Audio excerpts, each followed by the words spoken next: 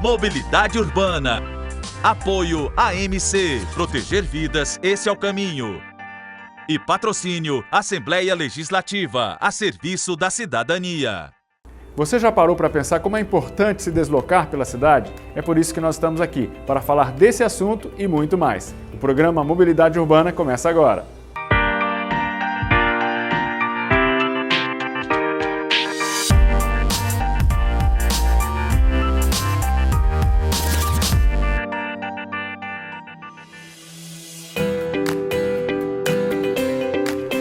Nos dias de hoje, a mobilidade urbana e o trânsito ganham cada vez mais espaço nos debates sobre as prioridades das cidades em todo o país. Problemas antigos como poluição, congestionamentos e pouca eficiência nos transportes públicos, que desde os anos 40 já preocupam as cidades do Brasil, são a impressão de que estamos muito atrasados. O trânsito é uma das principais causas de mortes por acidentes de crianças e adolescentes, conforme dados da Organização Mundial da Saúde, OMS. Os principais fatores que causam acidentes de trânsito são alta velocidade, associação da bebida alcoólica com a direção de veículo, a falta do uso do capacete no caso de motos e bicicletas e o não uso do cinto de segurança nos carros.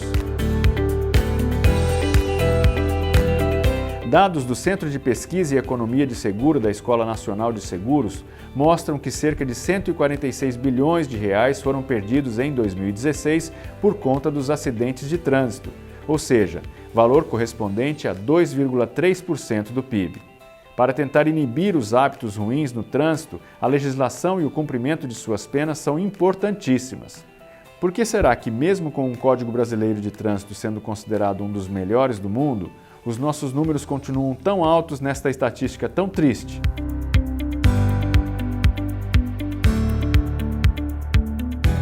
No programa de hoje, vamos receber o advogado especializado em Direito de Trânsito, Dr. Henrique Augusto. Mas antes desse papo, vamos ver a matéria que Ilan Gurgel preparou para o nosso programa de hoje. Vamos lá, é com você, Ilan. Frescão, geladinho, ônibus dos ricos, Topic dos famosos. Apelidos não faltam para nomear mais essa opção de transporte público coletivo em Fortaleza. Essas Topic chiques entraram na vida do cearense com todos esses nomes porque tem internet, tomadas para recarregar o celular, câmeras de segurança e ar-condicionado. Tá bom, o que mais?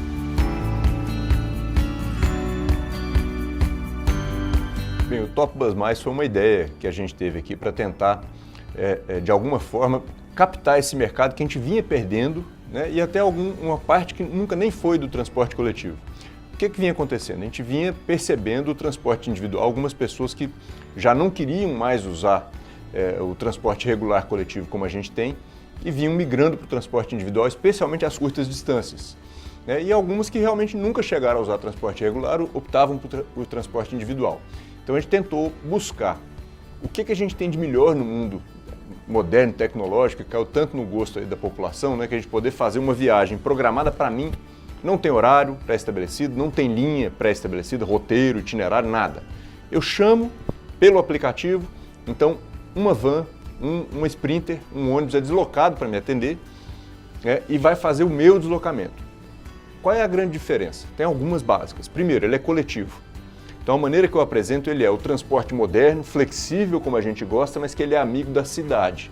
O transporte individual nunca é sustentável, a gente está falando de mobilidade, né? E todo mundo que usa transporte individual, usando um carro para uma, duas pessoas, como é o que a gente costuma ver, essas pessoas causam uma super ocupação na cidade, necessidade de muita infraestrutura, isso custa caro, a cidade começa a ter problemas de imobilidade. Então a gente precisa passar para meios coletivos, utilização coletiva de recursos, né, até por questão de sustentabilidade mesmo.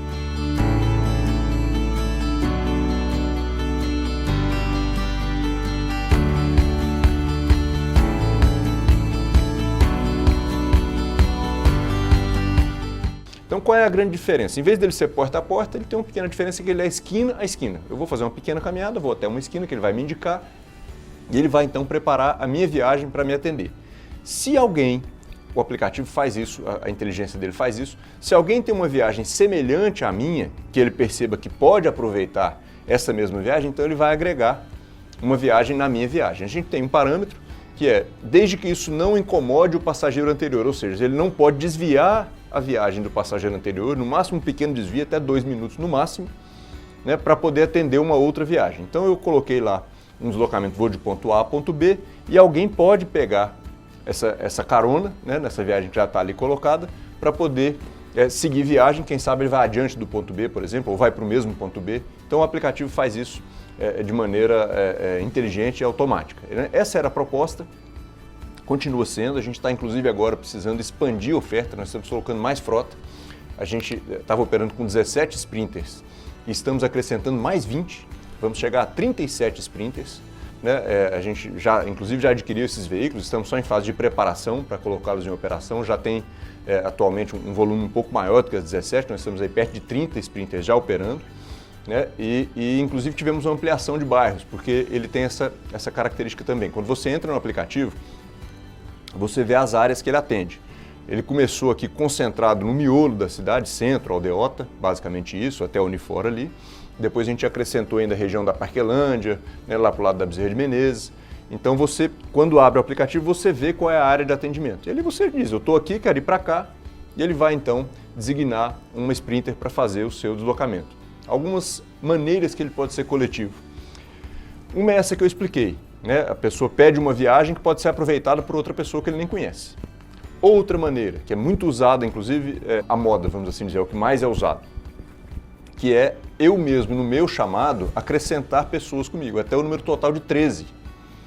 Então, como o aplicativo controla, se eu pedir, por exemplo, a ocupação máxima, que são 13 pessoas sentadas, ele não vai poder aproveitar numa viagem, porque se tiver uma pessoa lá, ele já não aproveita. O que ele vai fazer? Vai chamar uma sprinter só para mim. Qual é a grande sacada? É a seguinte, cada passageiro adicional custa só R$2, independente da viagem. Eu pedi a minha viagem, ficou lá R$8. Coloquei mais 5 pessoas. Então essas 6 pessoas vão viajar por R$18.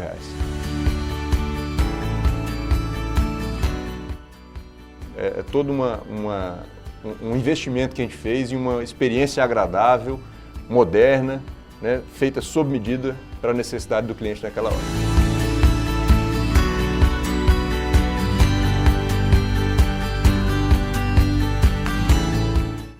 A gente vai ver na prática como é que o serviço funciona. Só que antes da gente conversar com os passageiros, eu tô empolgado aqui, tá? Pra fazer essa entrevista. Eu vou conversar com o Carliel. Esse é o Carliel, dá tchau, Carliel, aqui pra todo mundo. Sorriso, então aí a gente sorri com os olhos, né? Aqui. Carliel, você tá há quanto tempo aqui na direção do Top Bus? 3 meses. 3 meses só? Já tem experiência aí pra levar a nossa equipe de filmagem, cara? Já, né? Suficiente. Ó, o Carliel é altamente desenrolado, já percebi isso aqui. E eu quero saber, com esse todo o seu desenrolamento, você precisa me dizer, Carliel, nesses 3 meses, como que é estar trabalhando aqui? Como é que é essa relação com os passageiros? Me conta tudo. É satisfatório, todo dia é uma coisa diferente, história diferente.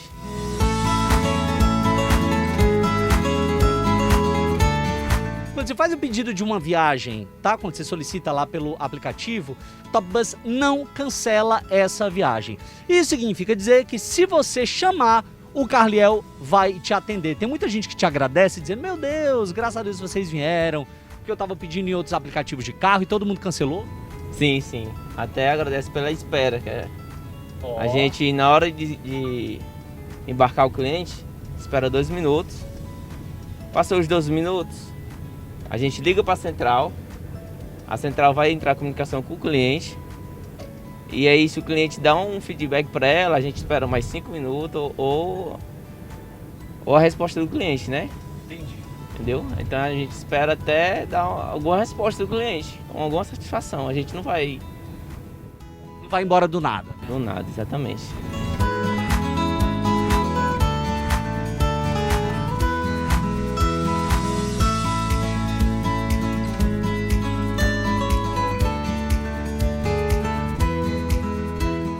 A Adria já estava explicando pra gente quais são as vantagens que ela vê aqui no Top Bus e qual é o tipo de propaganda que ela faz pra todo mundo. Que ela diz que chega no trabalho e já fala então, já abre o berreiro dizendo, gente, eu vim de Top Bus, né? Todo mundo fica, ai, que é isso?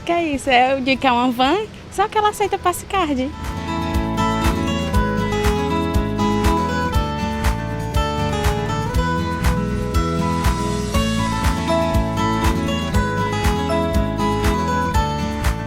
daqui não, Ângela. Me diga aqui, como é que você começou a utilizar esse tipo de transporte? Eu comecei através de uma indicação de um promotor que atende um supermercado que eu atendo. E hoje em dia eu não vivo sem um Top Bus. Aê, palmas pra Ângela! Gente, muito obrigado pra vocês. Já vamos tirar o cinto. Até mais, gente. Tchau, tchau. Beijo.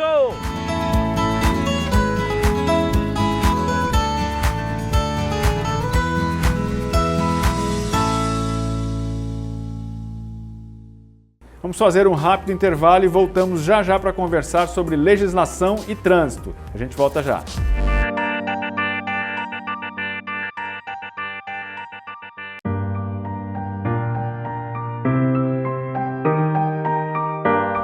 E voltamos para mais uma entrevista aqui no Mobilidade Urbana. Agora eu vou conversar com o Henrique Augusto, ele é advogado especialista em legislação de trânsito. Henrique, tudo bem? Seja bem-vindo aqui ao nosso programa. Muito obrigado, Márcio. É um prazer estar aqui com todos vocês e juntar, agregar para ter uma mobilidade urbana. Vamos lá, vamos bater esse papo aqui. Eu quero começar perguntando sobre a legislação de trânsito brasileira. Como é que ela tem se adequado às novas necessidades da população? Pergunta interessantíssima, Márcio. A gente escuta muito isso, tanto nos noticiários como nos clientes atendendo em si, perguntando, Henrique, essa questão da mobilidade humana, essa questão do Código de Trânsito brasileiro, ele está evoluindo junto com a sociedade, e a resposta é basicamente essa, O Código de Trânsito, ele evolui junto com a sociedade, Porque quando ele foi criado, basicamente, em 1997, basicamente, de lá para cá, ele teve, sim, uma série de alterações de acordo com a legislação e com as modificações da sociedade. Cada ano, praticamente, existe uma mudança essa significativa. Basicamente, no ano passado, teve uma mudança muito brusca, que mudou a questão de prazos, tirou a questão de burocracias, que a gente sabe muito bem hoje que, infelizmente, vários setores do serviço público são burocráticos, mas nesse outro viés contrário, o Código de Trânsito brasileiro está beneficiando a sociedade, para poder ficar menos burocrático, para poder se resolver melhor as situações.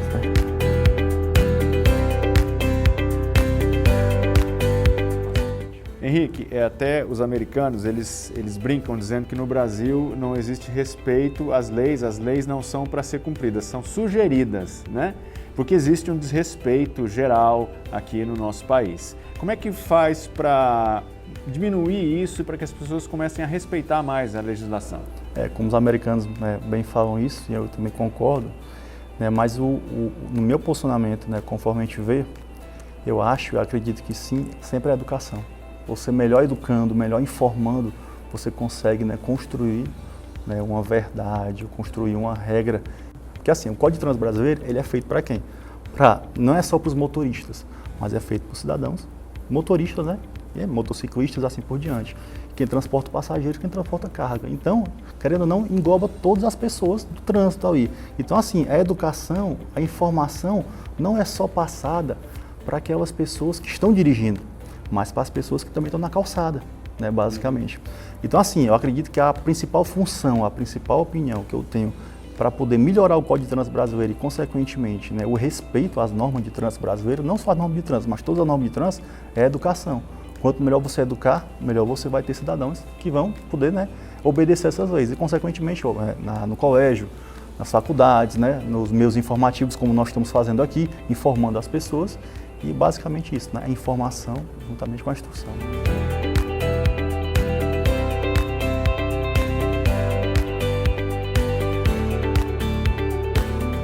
E no quadro Ponte Aérea de hoje, nós conectamos mais uma vez com Lisboa e o arquiteto e urbanista André Lopes, que vai falar hoje sobre acessibilidade. Vamos lá!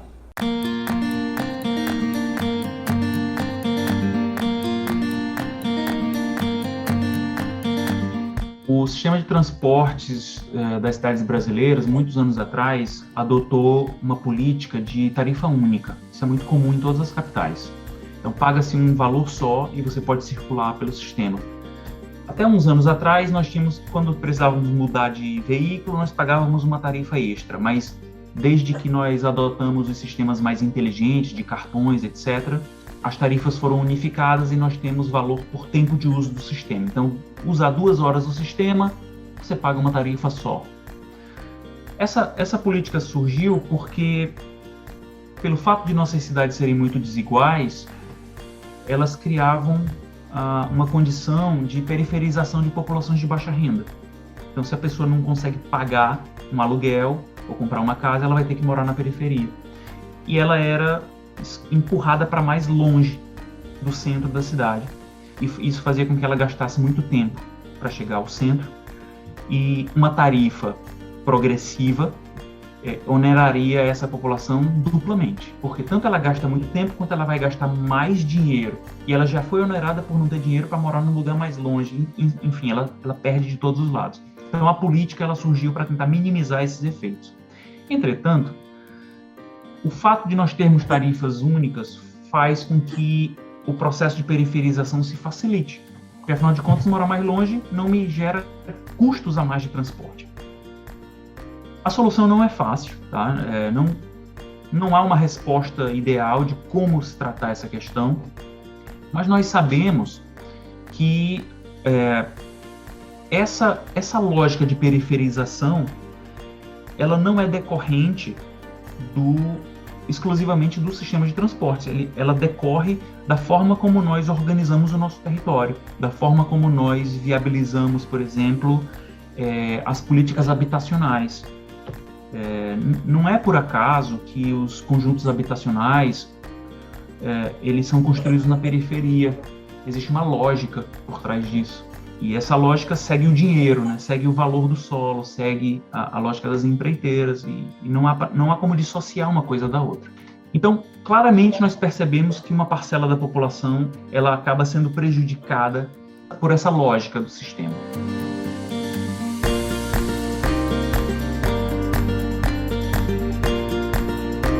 Antes da década de 70, a maioria dos países contava com sistemas de habitação público. E a população que não tinha onde morar, ela contava com essa ajuda. Ela poderia se localizar em uma área onde uma habitação pública era ofertada, pagando um preço módico, né, de tal forma que ele tivesse acesso à habitação. Com os movimentos neoliberais da década de 70, começo dos anos 80, esses sistemas internacionalmente foram desmontados em prol dessa lógica de mercado da terra, né, que nós já falamos tanto. Os efeitos são imediatamente percebidos, assim, no sentido de que os processos de periferização se acentuaram no mundo todo. No Brasil, inclusive, a favelização do país teve um crescimento mais forte, e o surgimento dos condomínios, ou seja, são os dois extremos, né? Acontecem ali nos anos 60, 70 e tomam muito impulso nos anos 80. Então essas coisas todas estão associadas. E aí nós temos claramente esses grupos. O grupo que é beneficiado, porque o sistema é feito para beneficiar aquele que consegue bancar do ponto de vista financeiro, né? Tanto a terra quanto o transporte.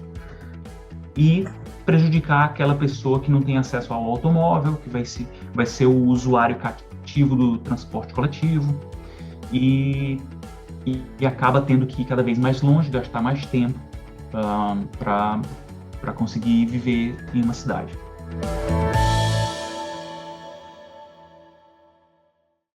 Como é que foi o impacto da lei seca, a aplicação da lei seca no Brasil? Rapaz, muito boa pergunta. O que acontece? A lei seca, você sabe muito bem que ela foi utilizada, criada para o quê? Combater aqueles motoristas, condutores que bebem e antes de dirigir, estão bebendo, né? Aquela coisa toda. Então, a lei foi criada justamente para poder o quê? Não, inibir a atitude desse rapaz para ele fazer o quê? Se ele beber, né, ele não pode dirigir, mas se porventura ele for dirigir, né, com o nível de álcool que é impossibilitado, né? O nosso Código de Trânsito brasileiro fala hoje que o nível é 0, mas existe um teor, mas o nível é 0, então assim, você não pode beber para dirigir.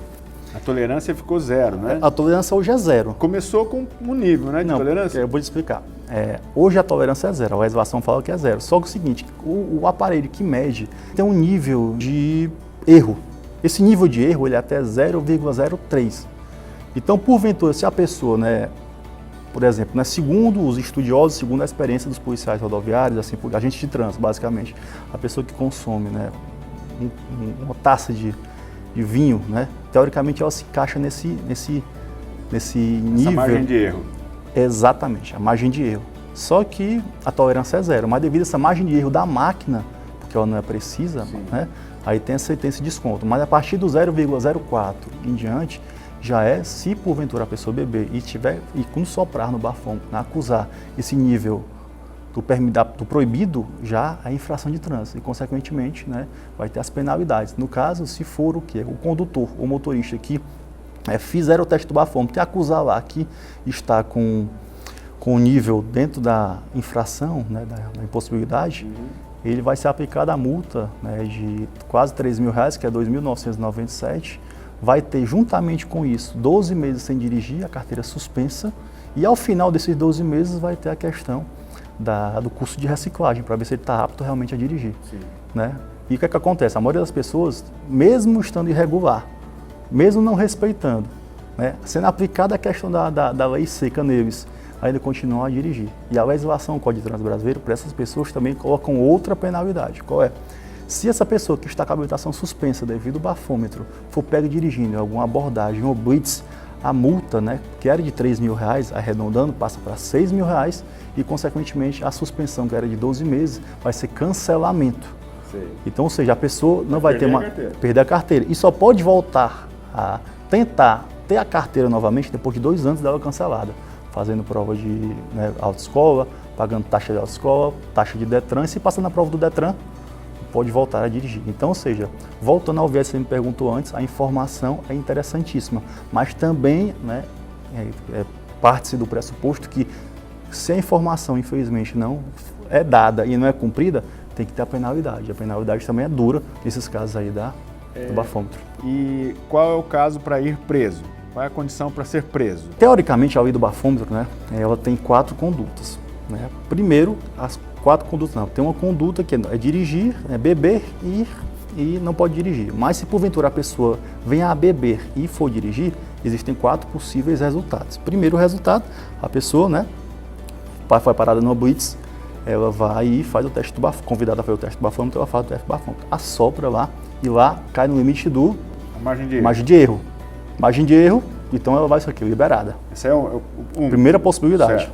Segunda possibilidade, ela faz o teste do bafômetro e acusa lá que está entre a margem de erro e é o possível. Ela é infração de trânsito. O que é que acontece? Infração de trânsito para ela vai ter a carteira, multa de R$3.000, mais a questão de suspensão de direito de dirigir por 12 meses e mais custo de reciclagem. Tem a terceira possibilidade, que a pessoa se recusa a fazer o teste do bafômetro, que tem artigo específico no Código de Trânsito Brasileiro, que é o artigo 165A, que é o quê? Recusa ao teste do bafômetro, perfeito. Mas ele tem os mesmos efeitos de fazer e acusar, que é o quê? R$3.000, mais suspensão do direito de dirigir por 12 meses e mais custo de reciclagem.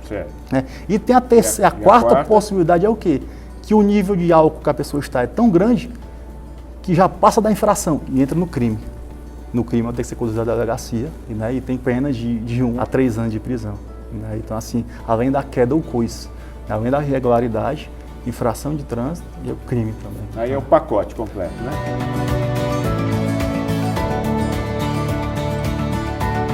Bom, Henrique, falando ainda em infração, pela sua experiência, quais são as maiores infrações no trânsito brasileiro? O que eu mais vejo são aplicadas por excesso de velocidade, as infrações de trânsito, né? Que elas variam de multas, né, médias, graves, até multas gravíssimas, e pode até gerar suspensão do direito de dirigir. Que é aquelas aplicadas por excesso de velocidade, que a pessoa vai está a mais de 20% acima do limite permitido, a mais até 50% do limite permitido e acima de 50% do limite permitido. Bafômetro tem demais, né? Também, que a gente acabou de falar, né? Acabou toda a lei seca. Outras questões também, que é dirigir com habilitação suspensa. A pessoa... Suspensa ou vencida? Não, vencida é uma coisa, né? Que também é uma infração. E também com habilitação suspensa. Por incrível que pareça, muitas pessoas estão com habilitação suspensa e nem sabem. Sim. Né? E acabam por ter uma abordagem policial, né? Enfim, o que configura a habilitação suspensa? O que acontece? Existe o quê? A habilitação pode ser suspensa por alguns motivos. Ou cometimento de infrações específicas, chamadas autossuspensivas, que é aquelas multas que cometeu, tem a pena, que é o valor financeiro que você tem que pagar, mais a suspensão. Sim. Porque assim, as pessoas não entendem muito, mas o certo é o quê? Sempre quando você comete uma infração de trânsito, tem o quê? 2 possibilidades. Tem, né, 2 resultados, né? Basicamente, gera a pontuação na sua carteira, né, que ela varia leve, média, grave ou gravíssima, juntamente com o valor financeiro para você pagar. não é só pagar o valor financeiro ou não é só receber a pontuação. É as duas coisas, pontuação e valor financeiro. Sim. E tem algumas situações, né, algumas multas autossuspensivas, como eu estou lhe falando, que tem o quê? A pontuação, junto com ela já vai a suspensão. Você pode dar um exemplo desse? Por exemplo, excesso de velocidade acima de 50%. Ah, entendi. Automaticamente? Automaticamente, suspensão mais valor financeiro. Multa de bafômetro, suspensão mais valor financeiro. Racha, suspensão mais valor financeiro. Entendi. Tá entendendo? Uhum. É utilizar o veículo para fazer manobras radicais que ponham vida de pedestres, por exemplo. Suspensão mais valor financeiro. Entendi. Então, assim, existem as multas autossuspensivas. E a multa também é suspensa quando a pessoa atinge, né, a questão da pontuação, né, máxima hoje, né, que a nossa legislação mudou. Anteriormente era um número X. Hoje é o quê? O nosso limite é 40 pontos, né, e essa pontuação vai diminuindo a cada multa gravíssima que você tem. 40 pontos, 0 multa gravíssima. 30 pontos, 1 multa gravíssima. Se cometeu 2 multas gravíssimas, desce para 20 pontos. Sim. Né? Então, consequentemente, se você chegar naquele limite de pontos... Quando chegar em 0, suspendeu. Não, o que acontece? As multas elas não são colocadas infração, multa leve, ponto Sim. tal. Né? Multa média, ponto tal. Multa grave, ponto tal. Multa gravíssima, ponto tal. A partir do cometimento das infrações, vão ser somadas essas pontuações. Sim. Se você chegar até 40 pontos, sua pontuação é suspensa. Por 40, chegar a 40 pontos. Né? O limite, que é 30 pontos, diminui se você tiver uma multa gravíssima. Então, assim, você às vezes tem uma multa gravíssima e pontuação desce para 30. Juntando entendi. As outras pontuações... Ou seja, vai baixando o limite. Exatamente. Né? E, consequentemente, desce para 20 se você tiver 2 ou mais multas gravíssimas. Então, se você tiver uma multa gravíssima, fica 30. Uhum. E juntando as outras pontuações suas, pode ter que ir à suspensão por excesso de pontos. Entendi. É basicamente dessa forma.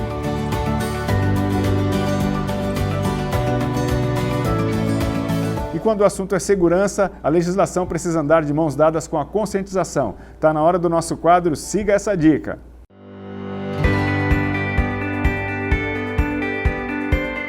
Meu nome é Biratã Teixeira, eu sou o diretor de Educação de Trânsito do Detran Ceará. Estou aqui no quadro Siga essa dica e vim falar aqui de um ator muito importante no nosso trânsito, que é o ciclista. E a nossa cidade está se preparando cada dia mais para o uso desse modal. E você, ciclista, faça uso regular desses espaços, ou a ciclofaixa ou a ciclovia. E quando estiver numa via convencional, e nós condutores respeitamos aquele espaçamento de 1,5 metro. Mobilidade urbana é o sinônimo de respeito mútuo no trânsito, respeitando cada espaço destinado para cada ator.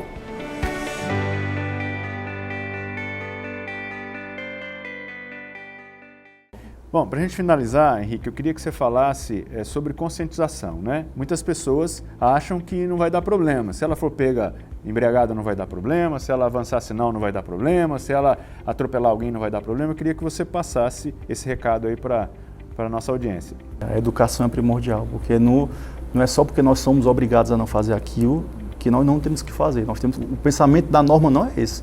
O pensamento da norma é o seguinte: se aquilo está proibido é porque está prejudicando tanto a mim, que eu não posso fazer, como está prejudicando outra pessoa se eu fizer. Então, automaticamente, eu aconselho bem para as pessoas fazerem o quê? Por exemplo, no caso do bafômetro, que é mais emblemático, né?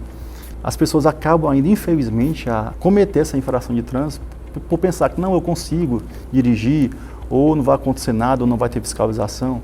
Então, assim, digo e repito, as pessoas que estão nessa situação, que pensam dessa forma, pensam de forma diferente, porque o correto não é esse.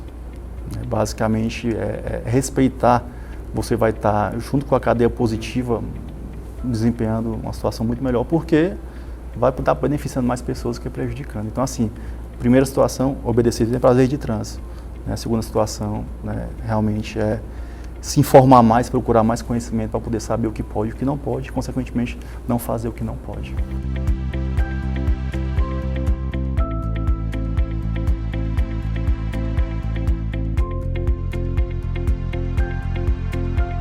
Fechamos aqui mais um programa. Eu conversei hoje com o advogado Henrique Augusto, ele é especialista em direito de trânsito. Henrique, muito obrigado pela sua participação aqui e sucesso aí na sua jornada. Aquele abraço, muito obrigado, estamos sempre à disposição. Finalizamos aqui então mais um Mobilidade Urbana e a gente volta a se falar no próximo programa. Um grande abraço e até mais. Tchau, tchau.